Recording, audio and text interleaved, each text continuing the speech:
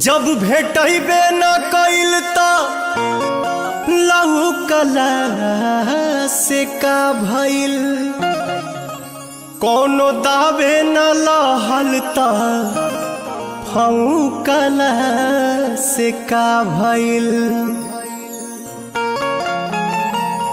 ऐसे तो डाढ़ पत फर के फुलाइल होखे,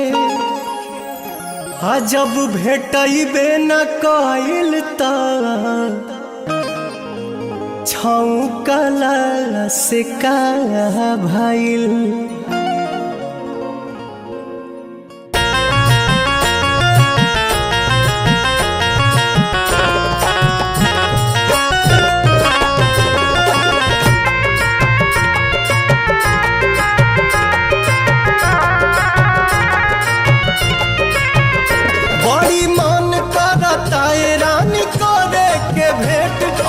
कॉलेज सवेर तोहर करब हम वेट,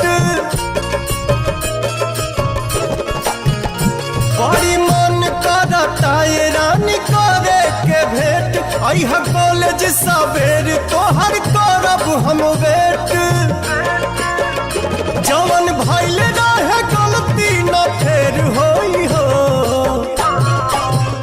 मुहवा ओढ़नी से ओढ़नी से बांध के नई हो, ये जान न त चिन्हे में देर होई हो। ओढ़नी से बांध के नई हो, ये जान न त चिन्हे में देर होई हो।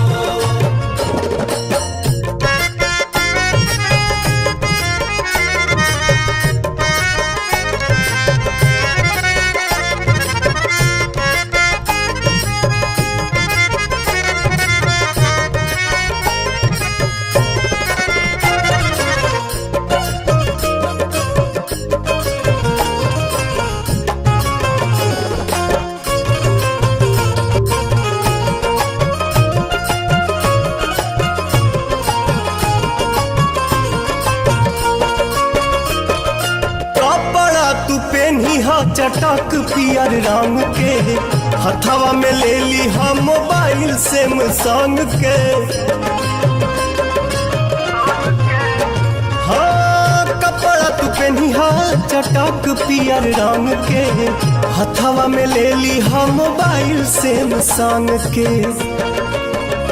कॉल करी हम फिर बात ढेर होई हो। मुहवा ओढ़नी से बांध के नई है, ये जान न त चिन्हे में देर होई हो।